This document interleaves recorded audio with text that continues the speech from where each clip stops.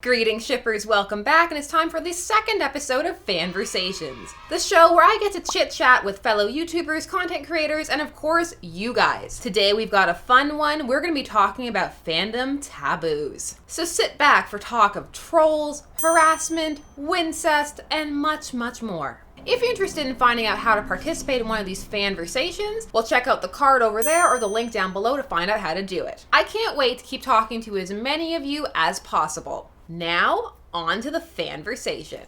All right, so let us introduce ourselves. Greetings, shippers. It's Sasha from Shipper's Guide here with...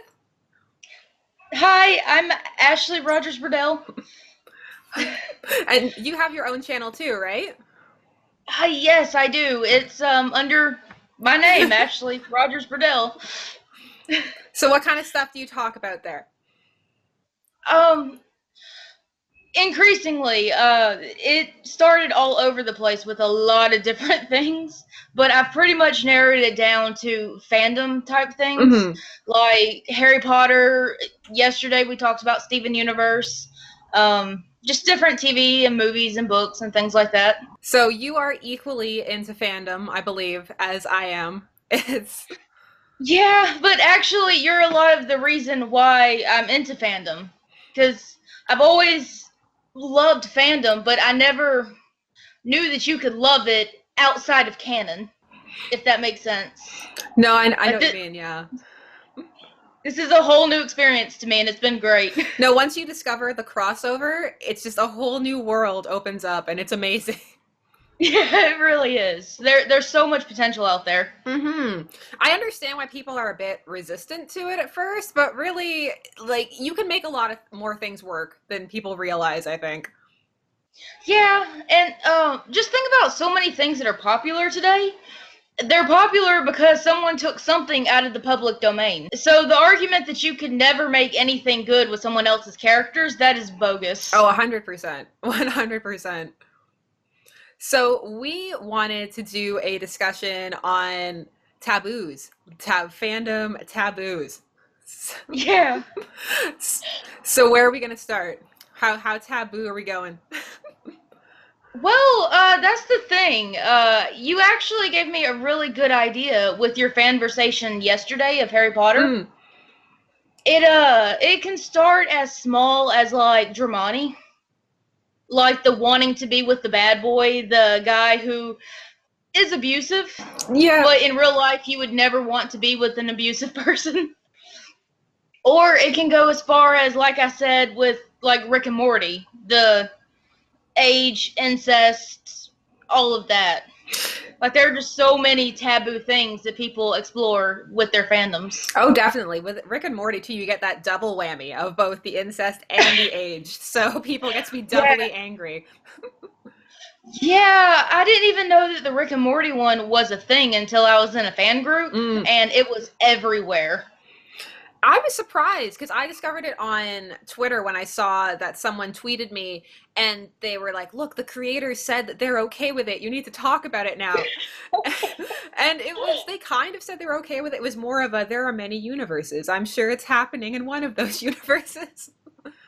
That's a really open-minded way to look at it. That's cool that the creators were like, hey, do you. It was a good fan response because so many times the creator's response can create such a backlash. So that was a very good way to handle such a difficult topic, I guess, would be a good way to put it. Yeah, and that's so weird that they handled it well, because the Rick and Morty fan base is not known for handling things well. I feel so bad for the Rick and Morty fan base right now because right when it was becoming cool to make fun of them, when people were starting to make fun of all of the musicalies and the cosplayers, which I definitely was not okay with, then all the stuff with the post with the Reddit and you have to be so intelligent to watch it, and then the sauce happened, and it was just, oh dear. Oh man, oh goodness. That's horrible when that happens. When a certain group of people think that only they should be able to enjoy something. Have you ever been in a fandom that suddenly everything just exploded and it became really toxic all of a sudden? The Steven Universe fandom. Yeah. Which the Steven Universe fandom actually has a few of its own taboos. Because, the 3 crystal gems are supposed to be like his mothers? Yes. His surrogate mothers? There's a lot of people who picture him with like Garnet or Pearl or one of them, which is a weird dynamic in canon. It is, and like there are people who ship him with Peridot and that Stevedot. And when I did my Lapidot video, there were tons of people who are really angry about Stevedot. They were like, the age difference, he's a child, and it got real intense down there. Oh, wow, really? It did. How do you feel about when people get riled up like that? Because the way I look at it, I'm not sure why a person is ever into anything. I don't think because they're into that it necessarily means that they support anything like that in real life. What do you think? I completely agree. I mean, people can be drawn towards a certain kind of ship, but in real life never want to have anything to do with it. And to hate somebody over a certain ship that they find interesting, it's just completely unnecessary. I don't understand it personally. I find it makes fandom a difficult water to navigate. Yeah, there's a lot of people who are just hateful about it, and I don't really understand that. But I feel like a lot of fandoms help people explore parts of themselves that they would never explore otherwise, never even want to explore. But the fact that they can explore it through fandom helps them to grow as a person. So you view it as kind of more of a safe space to play in these areas that you can't really do in the real world. Exactly. That's the perfect way to put it, a safe place. A way to imagine things and think about things differently without there being any consequence. Mm-hmm. And to bash someone for their fandom just completely just negates all of that good. Yeah. No, I hear that. Do you have any taboo ships or fandoms or any elements of your own? Um, well, not anymore. But when you're a teenager, or Mm-hmm. even before you're a teenager, like you're a kid and you don't understand things quite yet. Yeah. I feel like my main thing when I was around that age was Leela from Futurama. Like, I imagined her particularly in every situation. Any, crossover fandom you can imagine, anything like that. It was just her. And when I was younger, things weren't like they are now. The lesbianism and bisexuality and a lot of things that are okay and talked about now, you weren't allowed to even think about when I was a kid, if that makes any sense. No, I know what you mean. It was kind of like society was still going through these shifts of viewing it as very disgusting or inappropriate and not something to be talked about. But then there was fandom where it was just going on and talked about in abundance and had been for years, essentially.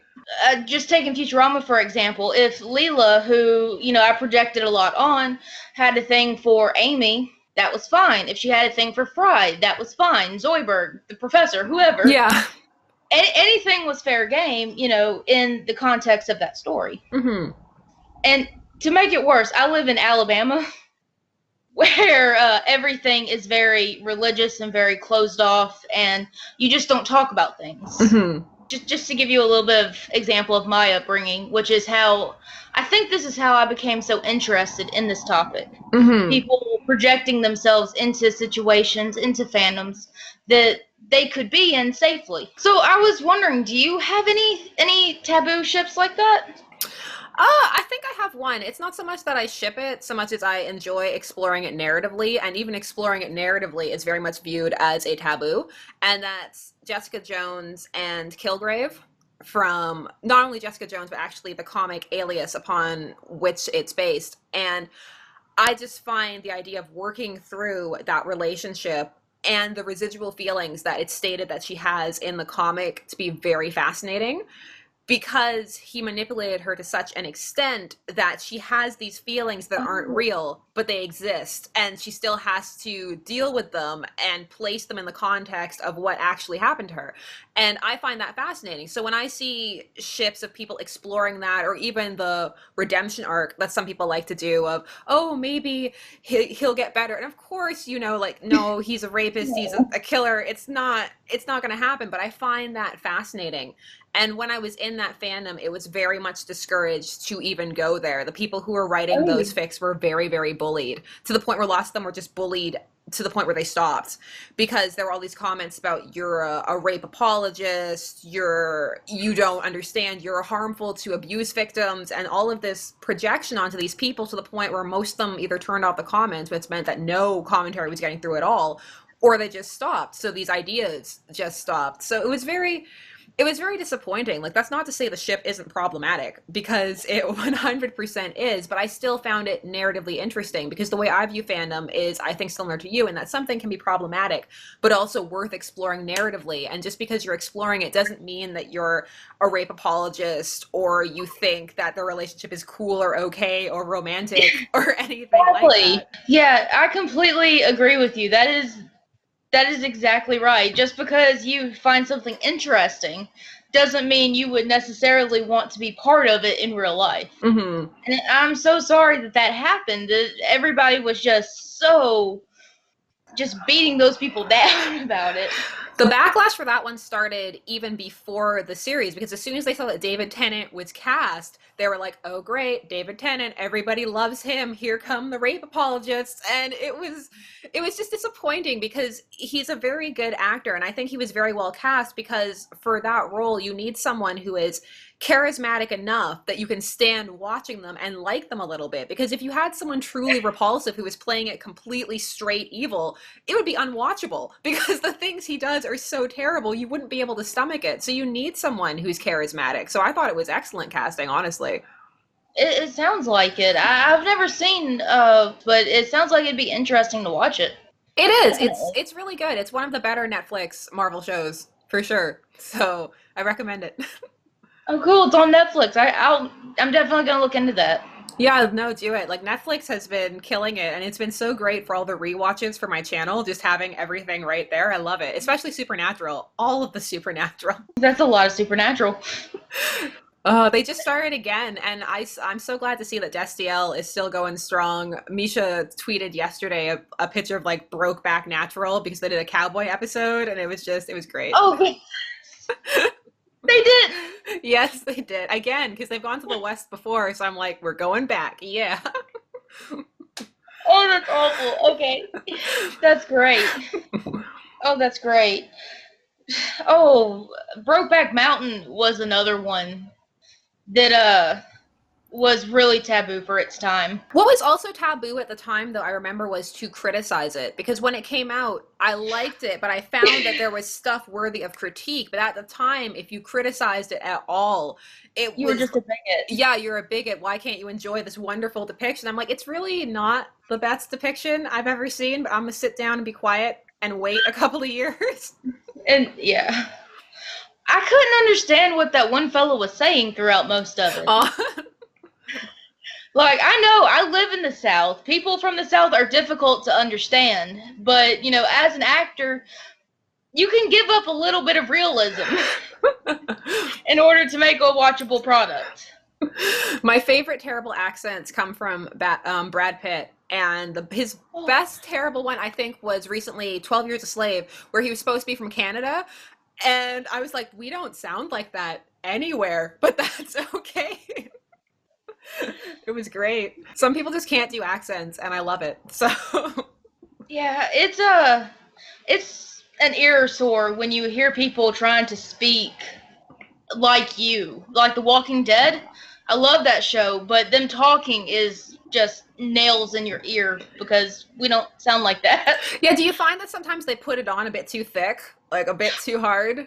Yeah, especially what's his real name? Andrew Lincoln, trying to pronounce the name Carl. Coral. Oh, the Coral memes are great. Yeah, every time he says it, it comes out a different way, which actually that isn't that unrealistic because there are people here who actually do that. Every time they say something, it comes out differently. But never that name like he says it. So, are there any fandoms that you've wanted to be a part of, but you've been driven away because of the taboos? To be perfectly honest, I don't think so, but only because I am kind of shy, and I haven't tried to get that deep into the fandoms, if that makes sense. Like, Reddit is a scary place. Yeah. And I wanted to do research for this topic that we were going to talk about, all the different taboos, but I was terrified of what would come up on my computer because I have this terrible thing about me where I always end up in the darkest places on the internet. Just so dark. That happens to me when I search Tumblr. Invariably, whenever I go on Tumblr, I end up on the pornographic side of Tumblr, and I never am trying to get there. And then all of a sudden, it's just actual, like, nude photography, pornographic videos, and it's just, I wasn't trying to be here. I was just trying to look at ships. Yeah, I get that. And it's scary, because you never know what's going to be that wrong thing. Like, I had a friend who searched Lolita looking for a dress. Oh, yes. And they got in trouble, like into big trouble. Their computer got searched. Shoot. Because they were looking up the phrase Lolita and didn't clarify. And people assumed that it was actual, like, little girl, underage stuff. Yeah. Oh. Yeah. That's actually a taboo that is a lot in anime, I've noticed. There is a fair bit. Definitely. And I find that people here aren't always comfortable discussing it because it comes from another culture and they don't want to be viewed as particularly maybe critiquing something that isn't really for them. But if you go onto the forums in those areas, there is a fair bit of critique against some of it, depending on the genre. Like, there is a specific genre where it's kind of like, put that over there. Like, here's all your cheesecake. But then a lot of the times it creeps into other things. You're just watching a regular show, and then it's panty shot, boob shot, and you're just like, she's in high school, or worse yet, middle school, which is often the case. Yeah. Oh my goodness, the worst I've ever seen was goodness, I can't remember the name, but there was like a 6-year-old who sought after this older teenage guy, like early 20s, late teens, and she was actively pursuing him. And that was interesting. And as an American, and I can't really speak for where it came from, but as an American, that made me a little uncomfortable. But well, that's why I like when I do my videos, I like talking about all the different cultural aspects because it's very easy to just fall into looking at something from one point of view, be it one side or the other. So I find it really fascinating to try and explore, who is it for? Why do they like it? Why do they not like it? Why don't we like it? All of that stuff, which is particularly surrounding incest, because I get a lot of requests for incest ships, which I am going to do. It's just they take longer to write because I want to be respectful of everything. And when you hear incest, people have a very knee-jerk reaction, which is completely understandable. So it has to be done very respectfully.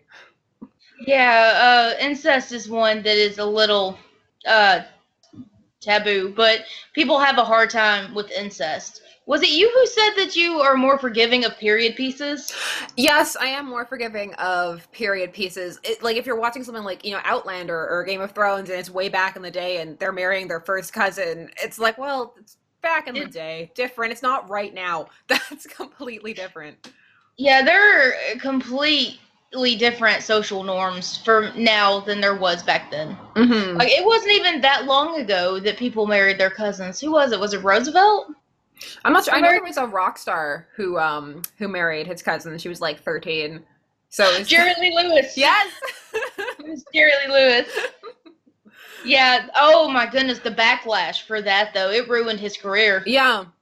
Because there's this assumption that everybody was always okay with it, and it's like, no, not really. No. Lots of the times it was just a lineage thing, trying to conserve bloodlines and make sure that certain, lines continued because you couldn't let outsiders into it. It wasn't the romanticized notion of incest that lots of people writing fiction have, which is, oh, because we love each other and we can't, but we must. And Yeah, more times than not, it was not a flowers in the attic situation. no, I love Flowers in the Attic. That is such a good book. I recently learned, oh my goodness, I recently learned that, going back to the, you can't do the fan fiction and make it work thing, Mhm. that is not true. Someone did a follow-up to Flowers in the Attic, Mhm. and I hear that book is just crazy. Oh yeah, no, like because VC Andrews actually died very early in her writing career. So she only wrote about 4 or 5 books and then but the companies she was so successful, they capitalized on her name and she's just been ghostwritten since. So after those first about 5, everything else is ghostwritten. And it's really fascinating. That's really interesting, but also really brutal.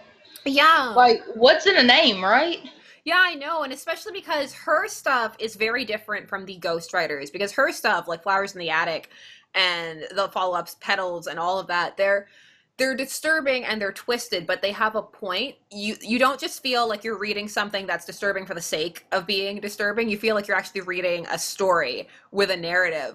But lots of the follow-ups are very much like, oh, can you believe that he was her secret cousin the whole time? And it's more like you're watching a daytime soap opera than reading anything deep. So it's always a little disappointing for me. I've never read the books, but I've always wanted to. They're really good.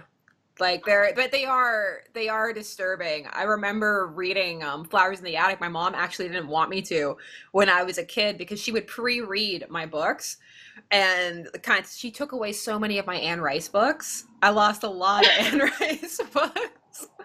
Not the Vampire Chronicles, her other stuff because she wrote a lot of erotica. The Sleeping Beauty series. The Sleeping Beauty series and Violin, which was about like a priest and a castrated choir boy and a whole bunch of stuff. So that was another like, have you ever read The Vampire Armand? No.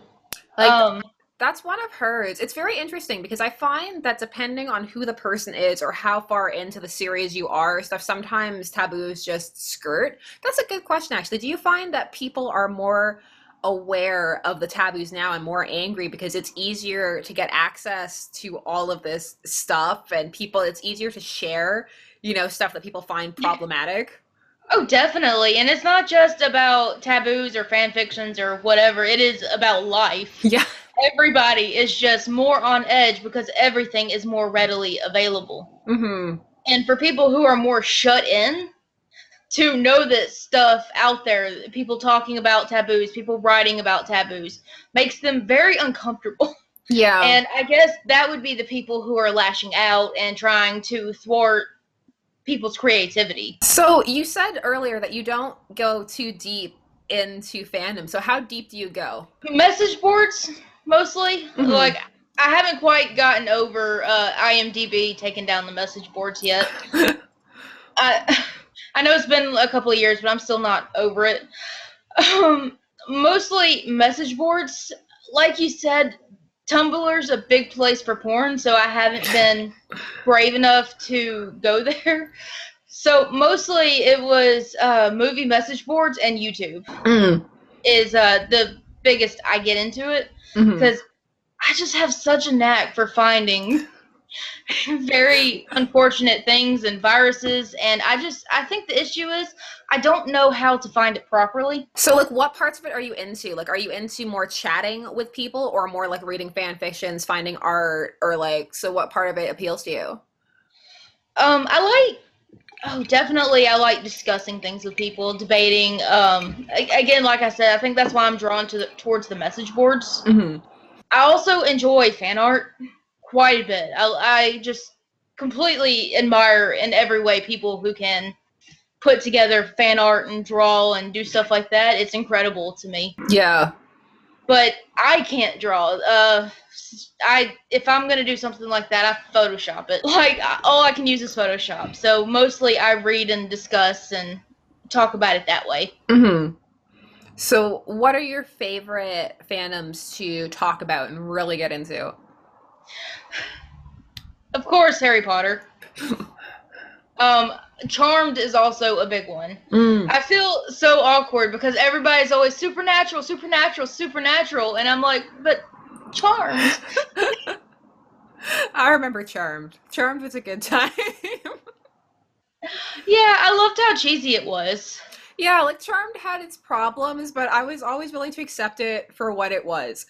It was trying to appeal to the female demographic and the male demographic by being like, look, chicks and friendship and witches, but by the men by being like, look, they're hot. So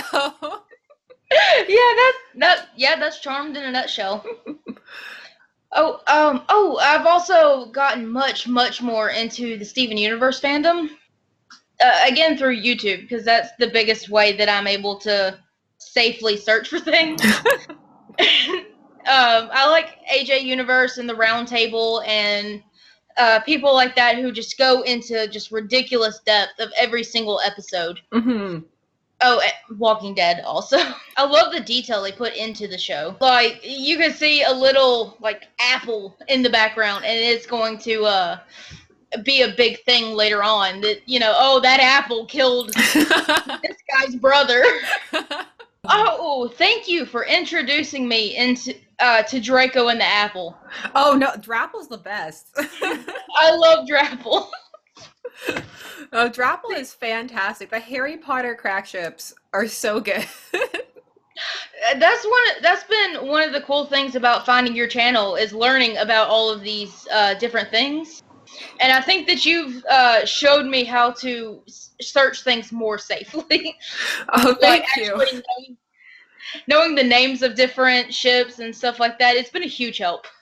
Oh, thank you. I'm actually planning on doing some videos about navigating the actual different like fan fiction archives and stuff like that, because it can be difficult when you're new to it. And also Tumblr, because Tumblr is not the most intuitive website to navigate at all. Like, I know Tumblr gets a really bad rap and people really hate on it, and they say that, oh, it's vile and has all of this discourse that's terrible. But the thing is that it's organized in such a way that it really just shows you more of the same if you don't know how to navigate it right. So yeah, it's not that different from YouTube really, except that there's far more fandom on it than YouTube. I find that YouTube doesn't have quite as much, not in the same way as a Tumblr or a message board would. It's more specialized. It tends more to be like intense theory discussions or about Easter eggs or that kind of stuff, which is really cool too. I love that. Well, what you just said about, finding more of the same, that relates back to what you asked me a second ago about people being more aggressive because this stuff is more readily available to them. Mm-hmm. It's been my experience that the people who are more closed off to certain things are usually going to be the ones who find the more taboo subjects. Yeah, and then just right into the bottom, like just the darkest aspect of it.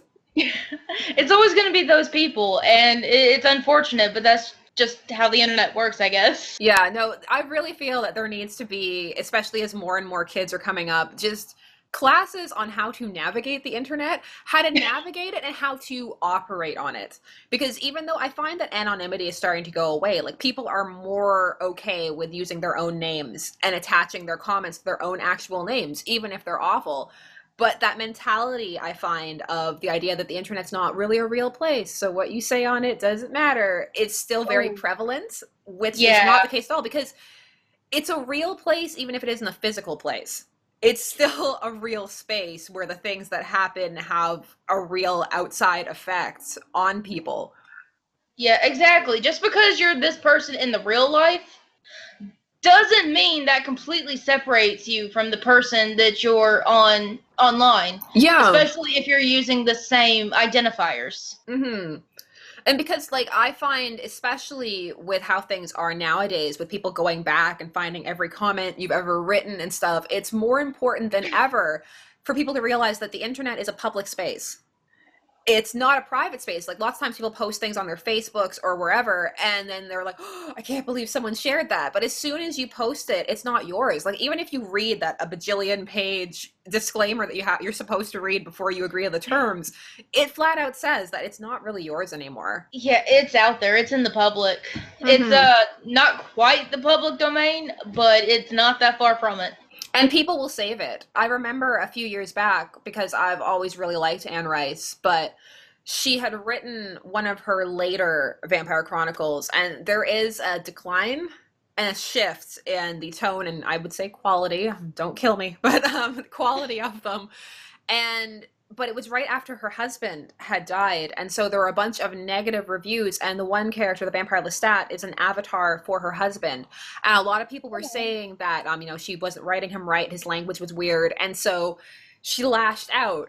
And I understand it because, you're in a dark place, and it's not always the healthiest to be on the internet at that time, but because of how the internet is, it's saved forever. And so all of those things. I feel like the internet's something where it's like you need to count to 10 and take a minute before you write or do anything. And I think that people need to take breaks.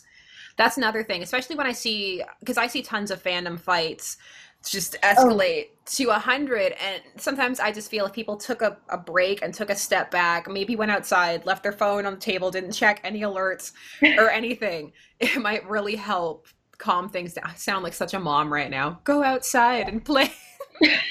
Well, you're right, and that's an important lesson that people need to learn. I mean, people are putting out these horrible things that they're saying to each other, probably not realizing that it's more or less always going to be there. Yeah. And that years later, that, when you don't feel that way anymore, or you've changed, or even if you still feel that way, you don't want people to know about it, it's still going to be there. So. Yeah. A big deal that we were always told in school is think about your future job, your employer looking up, just your name in Google and where finding. Find? But that makes me wonder, with everything being so public on the internet, do you think that the people who are into the more taboo subjects should have more discrepancy than somebody who, let's say, like more mundane things? I feel that in those situations, lots of times there are adequate tags, especially on the fanfiction sites. Like lots of times right there in the tags, it'll be like, incest, dubcon, rape, abuse, or all that stuff is right there. So I feel that if a person labels what it is correctly, then they're already doing their part to try and shield people from, and there also are ratings. Like nobody pays attention to the ratings, like T for teen or else, like no one pays attention, but they are there. So I feel that it's not that people are just, throwing the stuff out there and it's surprise, incest porn rated NC-17. It is tag, but A, sometimes people don't know how to use the tags, or B, they don't pay attention, or C, they're just going in and they're going to be outraged no matter what because they feel that it just shouldn't exist. Yeah. So that can be a bit difficult. One of the things that I've recently been talking to a lot of people about is because there are so many children in fandom that a lot of people have the mentality of, won't somebody please think of the children? Don't write that, don't post it because kids might find it. How do you feel about that? I feel like it's more or less the parents' responsibility. I know that parents can't monitor every single thing that their child does, especially now. I mean, it's almost impossible. Yeah. But there are tools to where some of those things could be blocked. Like you said that people are using tags for more explicit content. Yeah, most of the time. If they know how to tag. So, yeah. If they know how to tag. Well, the stuff that is tagged properly and stuff that's labeled properly and stuff like that, there are tools and resources that parents can use to block that stuff from their children. And it goes beyond blocking stuff. There also needs to be communication about the stuff when it does come through. 100%. I agree with that. Because it's dangerous to just let your kids run wild anywhere, reading books, watching TV, anything, and to not discuss it because you don't know. what they're doing, and that's how a lot of times things sneak up on you. And Exactly. you hear all the, these scandals about, say like that YouTuber who was grooming kids or whatever. And it's because people don't always talk because it can be difficult and people just assume that, it's fine, especially because a lot of the older generation of parents I find didn't grow up with the internet. Yeah. So not all of them fully understand it or how to navigate or what a big deal it plays in a lot of people's lives and how they view things, I think.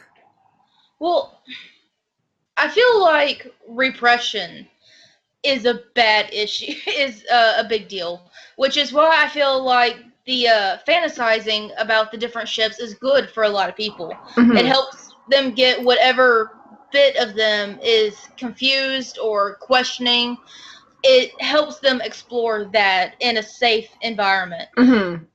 But I feel like a lot of that repression comes from families not talking about what's going on. Mm-hmm. I feel like as important as that safe space is, it might not always be so necessary for them to go so deep into it if there was just an open dialogue. Okay, this is what's going on. This is what you saw. Oh, how do you feel about this? And so on. And also, sometimes I find that people overestimate the effect that these things are going to have on children, which is a hard statement to make because every child is different. That's the thing. Like, some children are going to come across something and be ruined, scarred for life. It's over. But some children are going to come across it and be fascinated, maybe get more into it than they should, like, say, maybe a Wincest or something. And they're like, oh, that's interesting. But that doesn't mean that they're on the road to incest in real life or anything. It may just be something that they're into for a bit and then they come to learn more about it, or they grow out of it, they change it, they still like it, but they understand that it's not really appropriate. There are lots of different ways that people work through things. And I find that sometimes people, they panic a bit, which is understandable because, like, my kid's reading incest, what is happening? But sometimes you need to give kids a bit of space to explore, that coupled with the communication, of course. Yeah, exactly. Yeah. I feel like one of the things that got me so interested in the effects of taboo ships was a post I read on Yahoo Answers. Mm-hmm. Like, if you can even remember, that's so old. I don't even know if they still do that. But they do. Yahoo Answers, a very long time ago, there was this question by this teenage boy, and this poor boy was so afraid of his feelings that he was feeling, because he was hormonal and it's difficult on everybody going through puberty. Mm-hmm. But he was having these dreams about incest and bestiality and just all of these different dreams that were freaking him out. And the poor thing was talking about how he was afraid to tell his parents, and he was afraid that he was a monster. And I just wish he would have had an outlet to be able to help him through his teenage years, his frustrations, his fears. And that post right there is what really got me, I suppose you could say, more open-minded about different people exploring different things through fan fiction and just putting things on different characters that mean different things to them. That post right there had so much to do with all of that. So how do you feel about people who really want to put a stop to that, who just kind of want to quash it and just say that it's just not appropriate anytime, anywhere, ever? Well, there's a saying that we have where I'm from. I'm not sure if it's a saying everywhere, but it's that the preacher's kids are the worst. And I've always taken that to mean that if you just shut it out, then eventually the person who's been repressed or suppressed is going to explore all of that stuff that has been kept away from them. A good example in movies is, did you watch The Black Swan? Yes, I did. That is a perfect example. All of her life, she was the good swan, not the white swan. Yes. Suppressing all sexuality, all negative feelings towards her mother, all of the things that she would consider bad, she suppressed until something came where she had to release the Black Swan, and it all just happened too quickly, Yeah. and she went a little crazy. And I feel like that's real life. That's how it happens for people. If you're suppressed for too long, it all just comes out. And it may not be the best outlet when it does come out. So when you hear these critiques against fandom and taboos and what people are doing it, do you feel that the majority of them come from people inside of fandom or outside of it? Because that's something I've really been trying to figure out. I think it's probably equal parts. I think that it's people from the outside who don't understand, and I think it's from the inside. One, trolls who just like to stir up the pot, and other people who don't understand that aspect of fandom. How good are you at identifying trolls? I feel like I'm mixed because sometimes I see people and they're like, that person is trolling, and they just instantly like pinpoint them, and I'm like, are they though? I don't know. I can't tell. Well, I have the advantage that I just assume everybody's trolling. Like, that's in real life, I have difficulty telling when people are joking. And with an environment like the internet where things are even more, stale and stagnant, and you can't really tell what people are What the saying. tone is, yeah. Yeah, you can't tell the tone in text unless they're like emojis or something. So I just assume everybody is a troll. Like, how do you feel about trolls? Like, do you feel that trolls have an overall negative impact on the community, or do you feel that they're just a part of the fabric and that we've kind of grown less able to accept them, and that that's not necessarily the best thing? I don't know. I'm so torn on how I feel about trolls. well, I'm a little biased because I'm married to a troll. I feel, and there's might be a lot of backlash over this, but I feel like trolls are kind of a necessary experience. Mm. In anything that you do in life, you need something to keep you on your toes. And I feel like as long as trolls don't take that step too far, and I'm sure you know what the step is too far. Where it goes into actual like harassment, death threats, like we're getting scary kind of thing. Yeah, exactly. But, little jokes here or there, little stuff to poke the bear. I don't see that as necessarily a bad thing. I see it as something that can help you more understand your own thought process. I think the thing with trolls, because I do feel that it is necessary to encounter negativity in life because it's going to happen, and learning how to deal with negativity is just as important as learning how to deal with excessive positivity. I just feel that sometimes, because of the nature of the internet and the way that things can bandwagon or snowball, that sometimes, one innocent troll can turn into like 100 trolls. And then... yeah, that's... and then, instead of just having like the one comment, you're in a torrent of comments. But I do feel that dealing with comments is an important part of being online, even if it's just admitting to yourself that you can't deal with it and you need to back away, because that's fine too. There's nothing wrong with that. Like, everybody deals with things differently, and there's not one 100% foolproof way that's the best for everybody. So yeah, exactly. I wish that there could be the lighthearted ones that are just, like I said, poking the bear without the torrent of everybody else. Yeah, exactly. That's when it gets too far. Mm-hmm. Like, there's a difference between just fun, silly, just being a troll, Mm-hmm. and then trolling like the bad actual tornado harassment. Yeah. I think that's why sometimes some communities, have you ever been in a community that starts over censoring? Like, it starts off as, actual banning of proper people, but by the end of it, it's just anybody who says anything, it's just gone. Yeah. I have been, there's a DreamWorks group on Facebook. Mm-hmm. Like, only one DreamWorks group on Facebook, and they're like that. Oh. You comment anything, and it's like, that's offensive.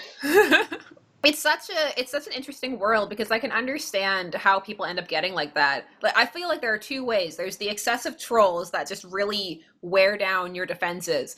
And then there's also the facet of being in a community where people all kind of think the same thing.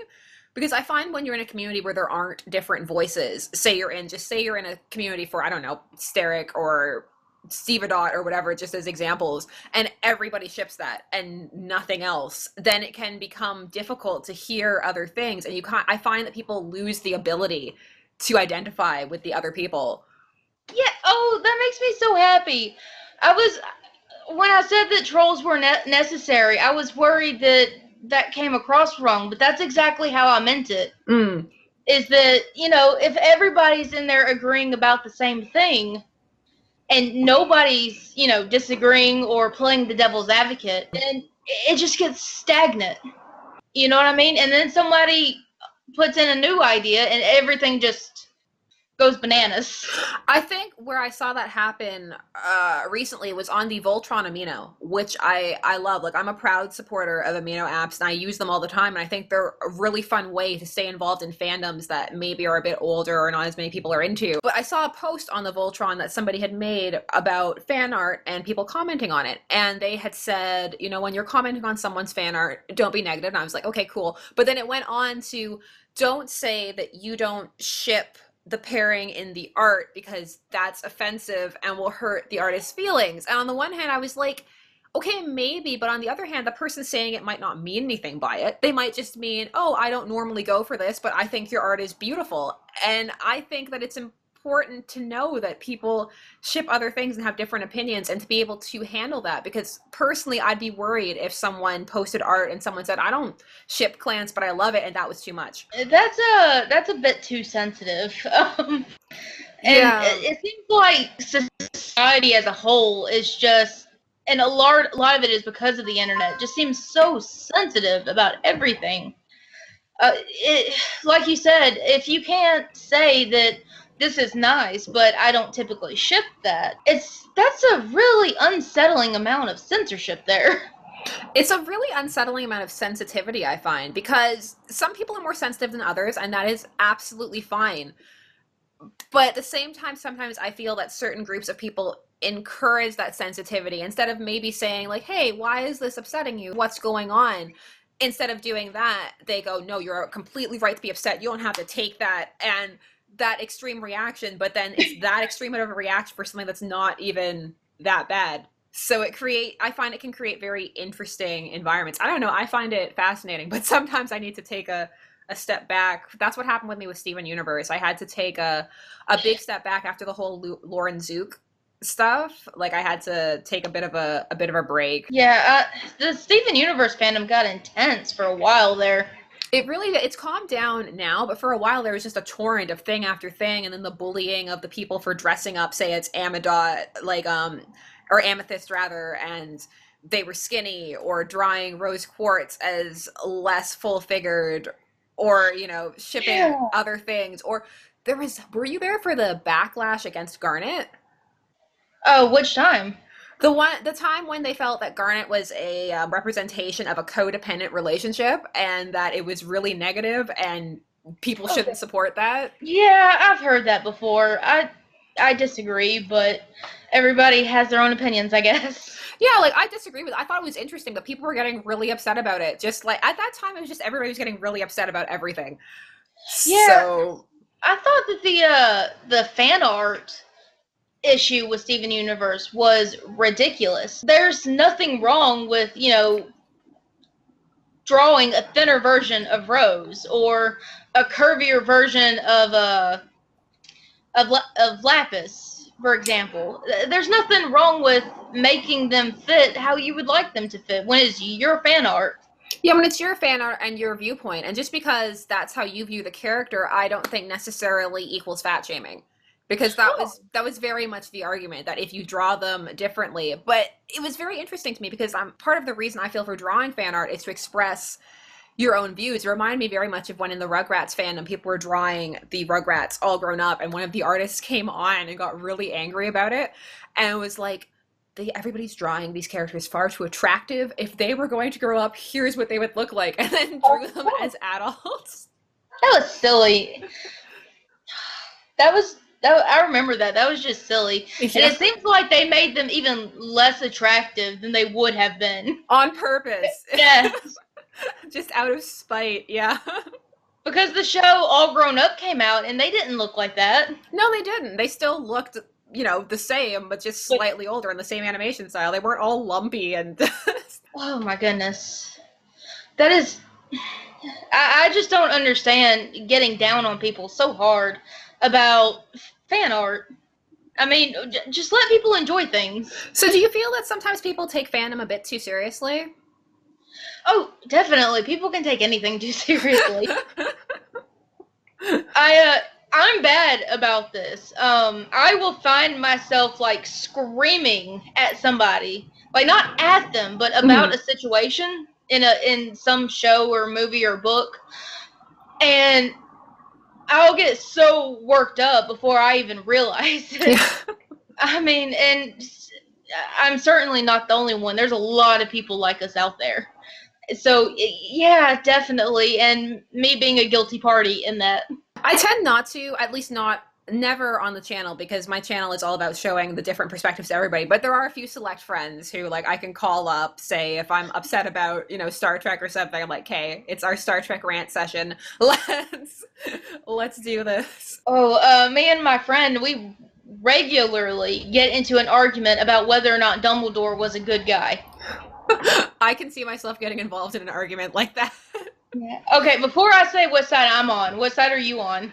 I'm on the not a great guy side. Okay, we're on the same side. I do not feel like Dumbledore was a good guy at all.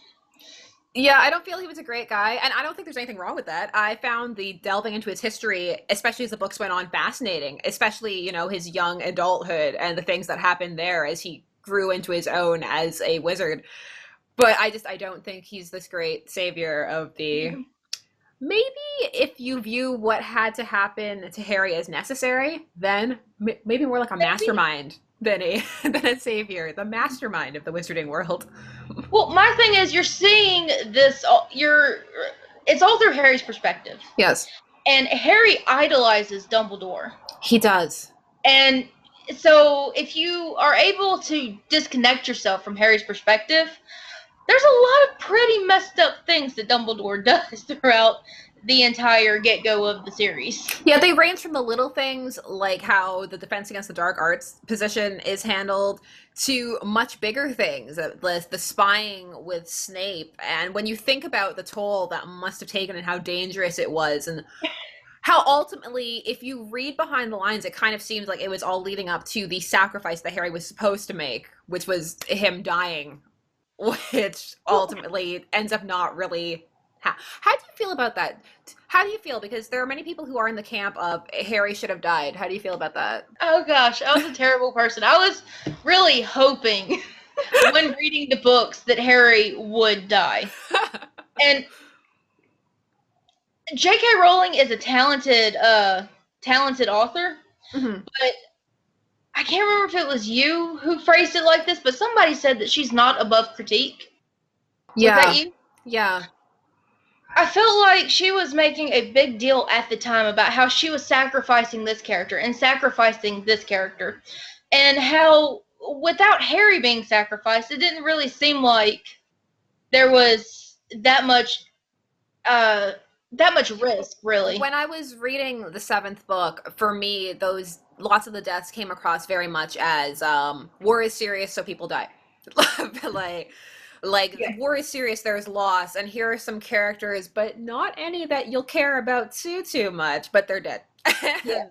Exactly, and that's the vibe I got. And I felt like if she wanted to put out that the war was really this awful and that Voldemort was that bad and there's all these consequences and stakes and all of this, that the biggest way to get that across would have been to kill Harry. Do you think she could have, though? Because I remember at the time, there were actual death threats. There were death threats from both sides of, if you kill Harry, you're going to die, to if you don't kill Harry, you're going to die. So I really feel that writing it, she was in such a rock and a hard place because the fandom was so engaged in it at that point that I feel that no matter what she would have done, people would have been unhappy. That is true. There was really no way to. Oh gosh, that reminds me. Have you heard of the theory that originally Dumbledore was written to be Ron, a time traveler. I have heard that theory. Yes. I heard a branch off theory recently that the reason why it got changed was because the internet was getting big around that time, and it was literally all over the internet. And so she thought it was too predictable, and that's why she differentiated the characters. I was never really that into that theory of all of the fan theories out there. I couldn't really see it. Like, I can follow some of them through, but not that one. I do enjoy the Harry Potter's immortal theory. That's a fun one for me. Oh, that's so sad, but I like that. I do like that one. Yeah, that he's just doomed to walk the earth like a vampire. Oh gosh, that is so mean. I like the Neville could have done it in 4. Yeah. Yeah, I like all the Neville theories, that it was Neville the whole time. I also enjoy the, Snape's alive theory. That one's fun for me. I'm a big Snape person, so. Do you like that he's a vampire? Oh, I enjoyed the he's a vampire theory from back in the day, which I think was purely based on the physical description. Just like, he's pale and has long dark hair. People, vampire. Those are the only people who are pale with long dark hair. And Lupin's a werewolf, so yeah, vampire. And the fact the different courses that they teach, how Snape teaches them about werewolves, then Lupin does that course about vampires. I was like, that's cute. I do like that for a theory, and I shipped them at the time and still do, and so that was a fun one. The Snape's a vampire and he's a werewolf, and they're together. I never heard of the Lupin Snape ship. That's interesting. I've read some great fics from after 3 especially, where they ended up coming together while he was working on the Wolfsbane potion and trying to cure him, in a sense, of his werewolfism, which was they were never pretty. There's not a lot of fluff in that community, but I think that's part of why I enjoy it. I couldn't see it being like a very sweet. Oh, it's one of those ships. I ship tons of things that aren't necessarily feasible, because the way I view shipping is that it doesn't have to be canonically feasible for it to be a good ship. Not every ship can be or should be canon. Yeah.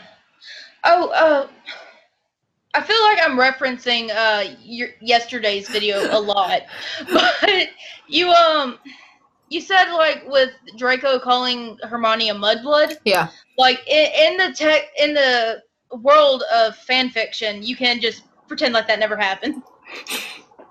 You can, or there are different ways to explore it, or it depends on how forgiving you are of people saying taboo things to you, and like whether you view the idea that he could have matured past it and genuinely been repentant for saying it and not feel that way anymore, or have said it out of a place of anger for trying to pretend to be the person he had to be, and whether or not you're willing to forgive that or not. Because there are some people who are very rigid and just like, no, it can't. It's the equivalent of saying a racial slur in real life. I can never get behind it. And then there are people who are like, well, people change, people grow, and maybe there's a place for forgiveness there. So I think it's very much an individualistic kind of thing.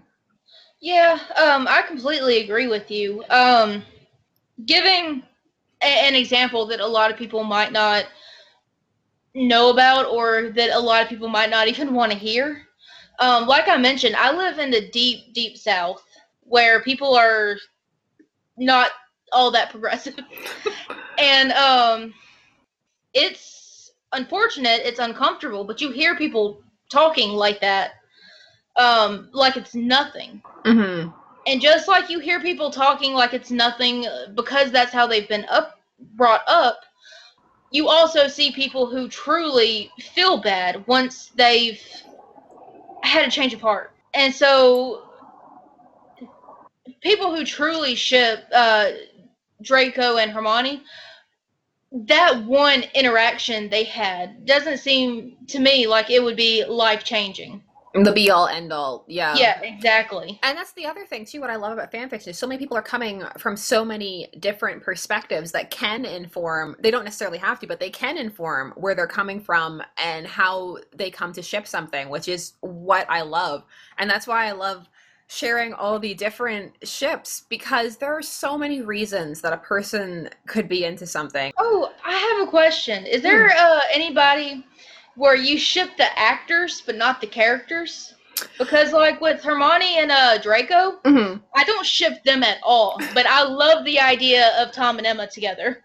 Oh, the two. I remember that when people thought they were dating, and she said she had a little crush on him, and yeah, that was cute. Um, I tend not to ship actors actively. I find myself that I kind of get into, oh, like that would be cute, or I support if they were together, but I don't get into the fan fiction because a lot of times with the fan fiction, I guess for me that's another taboo, really, because I find that a lot of times that crosses the line for me because I just imagine what it would feel like if I was reading that. I remember I actually did read a great one where it was James McAvoy and Michael Fassbender changed places with their counterparts in the film. And so it was, I like fics like that. But there was one I read where it was the two of them were having a secret affair on the set, and it was very much written like, oh, you're gonna leave your wife for me and your wife is the worst. And I just felt really bad because I was like, okay, his wife's a real person and they were still married at the time. And it was just, I just imagined what that would be like, as the wife reading that. It was too much. It was too much for me. I understand that for a lot of people who write RPF that it's completely fictive. They're using these people as they would a fictional character, not a real person. But for me, yeah, for me, I can never forget that they are real, and I can't view them that way. And I have been shipped. I used to be on camera, and I was shipped with one of the actors I worked with, and it was a little uncomfortable because I came on and the set director forgot to tell me that my bra strap had slipped out of the shirt I was wearing, so I was just filming bra strap just all out.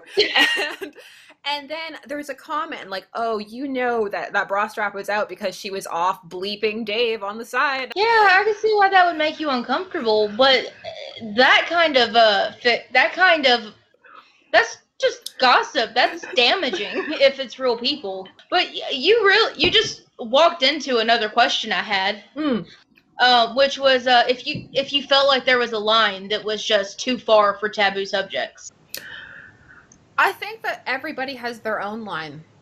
And I think that there are universal lines where things go too far when we're entering the realms of harassment, death threats, people are trying to see you in real life, they're harassing creators or that kind of thing. I feel like that is too far universally.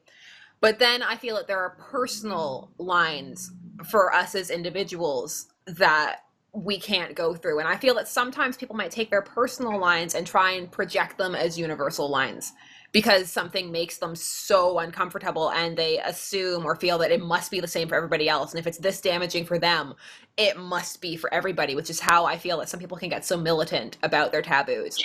For me, RPF a lot of the times is too far when I read like the J, because I still read it, when I read the J2s, Jensen and Jared, knowing that they're both married, knowing how close they are in real life and that they have kids and like all these fics, forget our kids, we're together, we married so that it was a secret and all of this stuff. Like for me, that's too far, but at the same time, I can understand how it wouldn't be for somebody else. So I wouldn't say that it's a universal taboo, but I would say it would be when they start actually messaging, say, the actors, either messaging them the fiction if they say they're uncomfortable or actively trying to imply that it's true and that they know that they're secretly having an affair or something like that.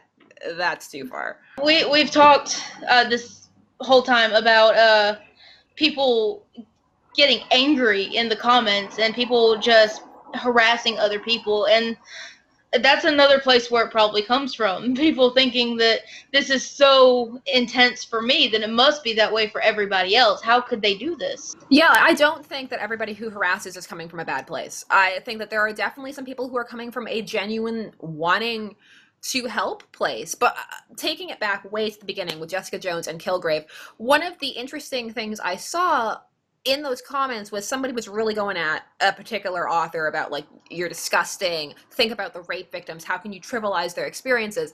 And then someone replied and was like, I am a rape victim and I actually find this very therapeutic. This is one of the ways that I work through my trauma. And that's not to say that that's how everybody processes it, because it's not. Everybody deals with it differently, and some people can't look at it and some people have to. But the idea that, it's universally the wrong approach is just not correct. So I get that some people are like, oh, this person's just white knighting. And I'm like, no, they're not white knighting. They do think they are being helpful, but maybe they just haven't considered all the different ways that people work through things. I just think that with most things, people need to take a minute and maybe think about somebody else's perspective. That's so cool though that it was able to be therapeutic for them. Mm-hmm. Like, because that's the thing, you never know how something is going to affect you until it does. You know what I mean? Yeah, exactly. That that just makes me happy that they were able to find some form of relief Yeah, through that. Oh, that makes me happy. Um. Oh, sorry. I get nervous and laugh. oh, don't worry. I laugh all the time. When I was editing the last one, I couldn't believe two things. One, how much I said mm-hmm, which is apparently constantly, which was why I'm trying so hard not to do it this time.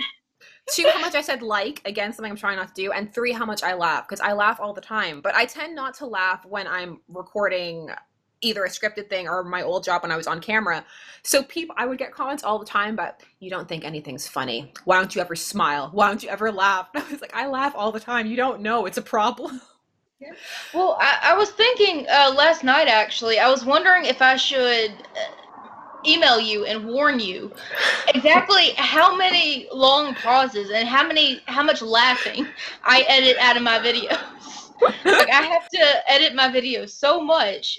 One time I took a 15-minute video Uh-huh. and knocked it down to 10 just by cutting out the long pauses and the laughing.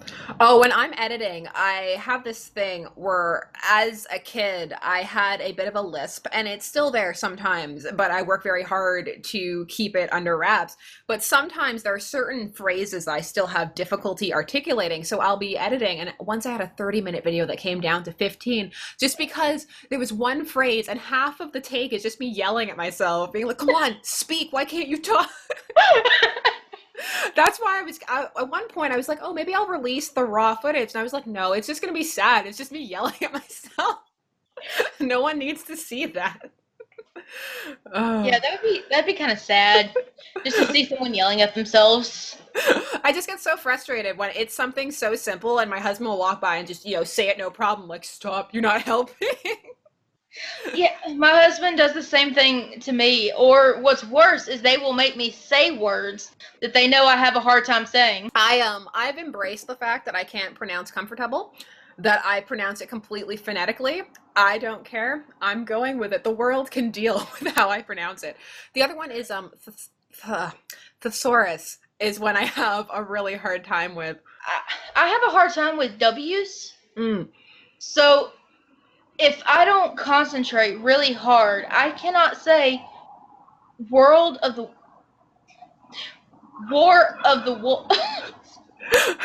No, I know. I just have to concentrate that hard to say thesaurus. So I think everybody has that one thing that they can't say. Yeah. I think everybody has that thing that they can't articulate at all. It just will not come out. I get in trouble sometimes for laughing with people who don't understand why I'm laughing because, one, I just genuinely enjoy most things. And two, sometimes it is a nervous space filler just because I laugh because I find laughing pleasant and I want to pleasantly fill the space. But sometimes I've been in situations where the person's like, why are you laughing? That's not funny. Have you ever had that happen to you? Oh, all the time. Oh my goodness, all the time. One of the worst occasions that I can remember was I was at my grandfather's funeral. Mm. And I was just like giddy the whole time. And yeah, that did not go over well.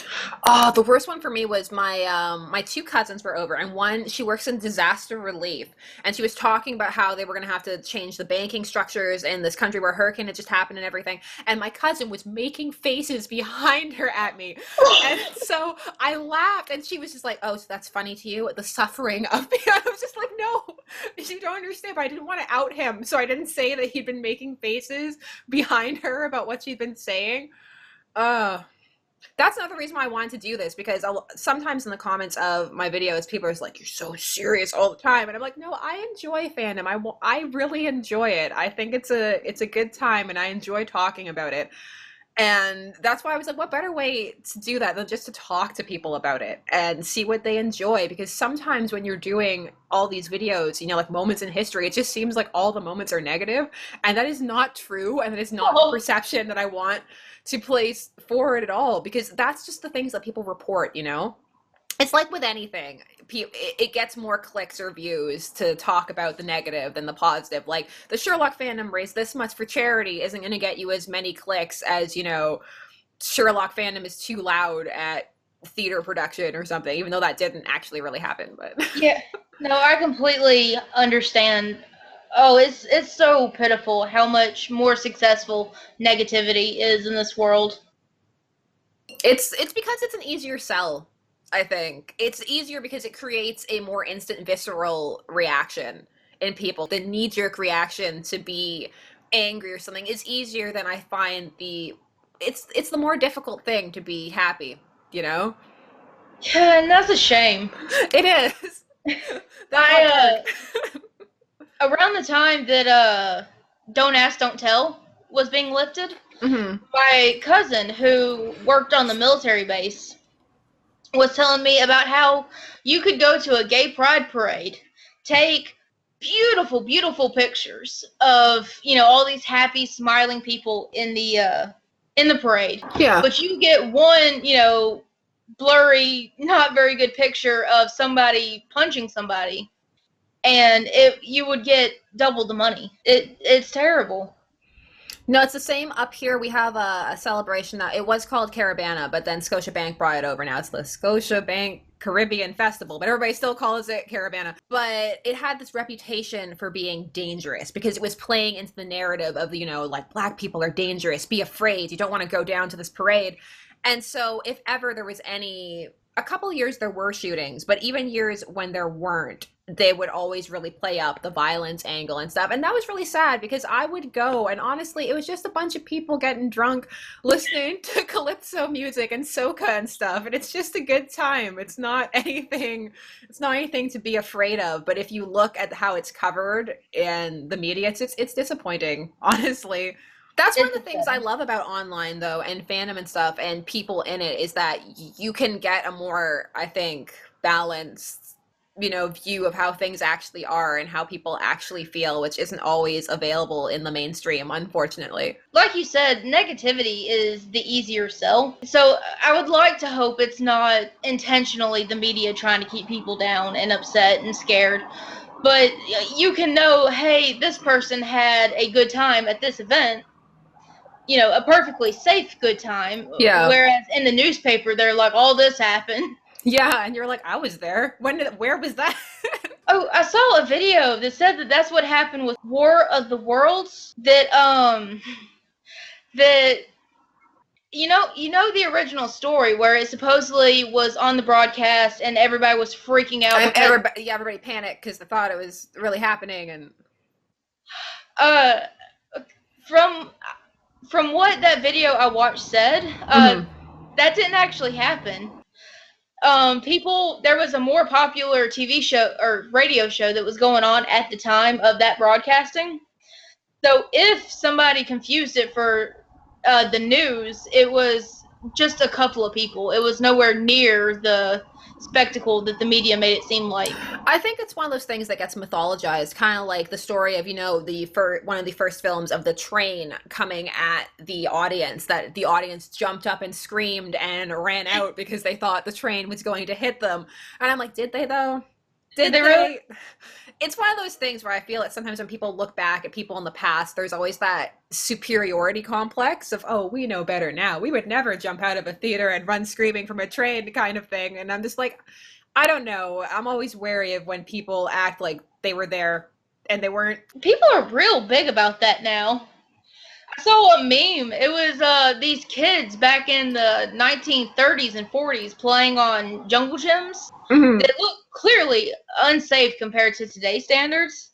And all these people were like, kids today don't know what it was to rough it, and kids today don't know what it's like to have to do this and this and this. And I'm like, can you please tell me what it was like back in the 1940s? Get your TARDIS and let's go see.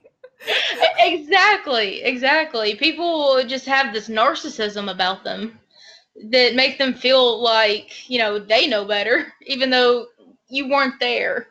Yeah, I think that might be part of what ends up projecting into fandoms sometime. And I think that's part of what happened with the Steven Universe fandom with its taboos, particularly where, because Steven Universe is such a progressive show that's trying to spread such a positive message. I have seen people do what I guess, for lack of a better word, is try to out progressive each other, which is, I'm better than you, which I think can sometimes be what happens when you see some of the people accusing the fan artists of, say, fat shaming or that kind of thing.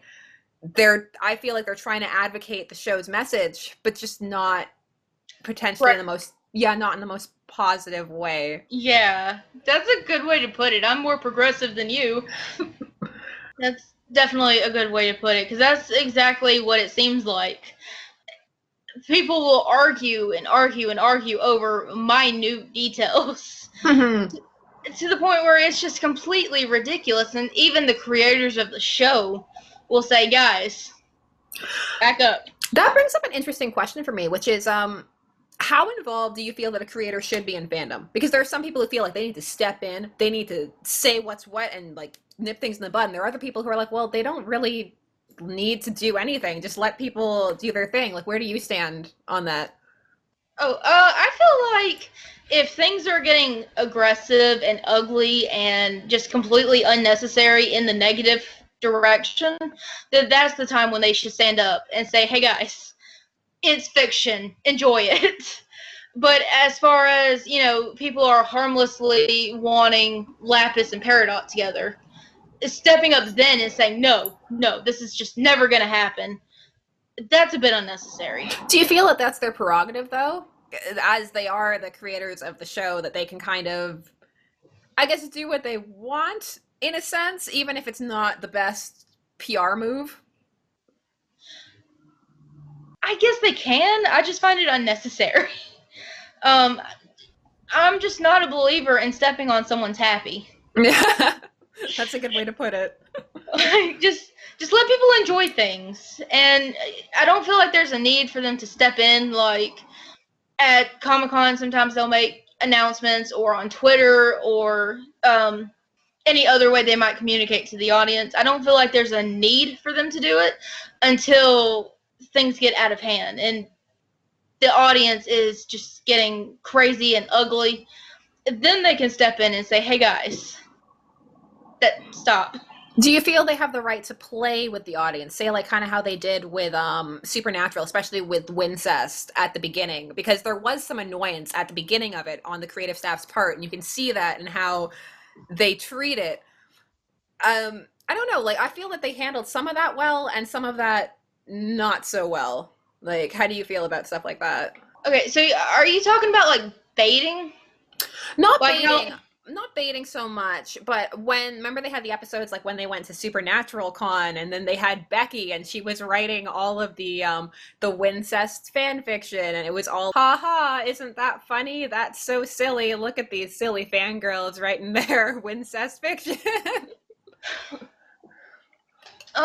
I really don't know. I guess they have a right to do it. Yeah. But I don't think they should do it in a way that is ugly, in a way that's actually making this fandom look silly. That's the thing. I'm like, I think there's a way to do it and be funny. And like, yeah, and I think also at the same time, fandom needs to be able to laugh at itself. But then there can be a point where it crosses and just seems a bit mean-spirited. Exactly. There's no need to be mean-spirited about it. Mm-hmm. Yes, people as a whole need to learn how to just have fun with themselves and aspects of life in general, but there's no need to be mean-spirited about it. Mm-hmm. I agree. No, I just think fun fandom for everyone. Yeah, and I know it's terrible. Well, I don't know. I know that it could be easy to say, why not just have fun with this, and why not be nice to people, and why not just let people enjoy things? Because I know there are people who are so hardcore believers in certain things that it makes that mentality a little difficult. Yeah. But I just have a hard time seeing how it's not for the best. To just let people have fun. Yeah, like I think there's always room for discourse and trying to improve things and getting better representation and calling people out when they're not handling things the best. But at the same time, I think maybe that should be separate from people who are just clearly enjoying what they're doing and having a good time. Like, don't jump on those people because they're not as invested in perhaps the more social or change oriented aspects of fandom as you are. Yeah, I completely agree with that. And it's like so many other things that we've talked about today. It's a shame that separation on the internet isn't easier. Because it's difficult. Like you said, you have a hard time telling who's a troll and who's not. That's unfortunate. It's difficult to see who's actually trying to be, making conversation and talking and discussing things versus people who are just trying to aggravate. Yeah, and cause a whole cascade of fangirl drama. Yeah, I hope that's not everybody's intention. I do too. I just choose to think that people are trying to come from a positive space, and so when I reply to them, that's how I engage them. I engage them as if, and then if they reply with like blah blah blah, then I'm like, oh, okay. So that's what we're dealing with. Okay. Can you believe it's been an hour and 25 minutes? Oh, has it? Yeah. Oh, goodness. Have we talked about the topic sufficiently? I think so. I think we definitely kept circling back to it. So I'm pleased with that. Okay. That's the thing with talking about fandom is that it's so easy to go off into various different directions. No, Yeah. I think we did. And I'm glad because we're just in time. I'm just starting to get the I'm coming back from the grocery store text. So. Oh, okay. Oh, congratulations on your baby. Thank you. No, thank you. It's great. It just makes filming these a bit like I always need to make sure okay, make sure she's out because her crying in the background is a bit too much realism for most people. My husband is so supportive and wonderful about this, especially because he's there for all of the rewatches of everything. So he's really great, and I think I've transformed him into a bit of a secret shipper, even if he won't admit it. But Oh, well, that's fun. That maybe you can get him to talk about it, even if he doesn't outright admit it.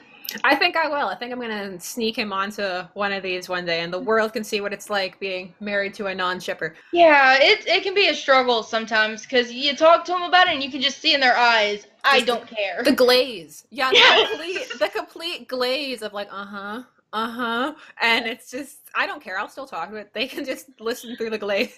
Thank you so much for chatting with me. I'm going to put all of your info and everything down below so all the people can go and check out your awesome content as well. Okay, thank you. Yeah, and it was super fun, and hopefully we can do it again sometime. Oh, I hope so. That'd be great. So thanks for chatting with me, and I'll catch you soon. Okay, it was good talking to you. Bye. Bye-bye. Thank you so much for watching. If you made it all the way to the end, you are a trooper. And just to see if you did make it, please answer a question for me. What is your favorite taboo part of fandom? Taboo ship or just taboo trope, topic, whatever it is, leave it down below. This was a lot of fun, and I can't wait to see you guys again in the next Fanversation. See you guys soon. This has been Shipper's Guide to the Galaxy. Thanks so much for watching. Don't forget to like, share, comment, and subscribe. Special thanks to all my patrons, names on the sides. And consider becoming a patron for first dibs. Follow me on social media to stay up to date. And as always, stay tuned, for there are as many ships out there as there are stars in the sky.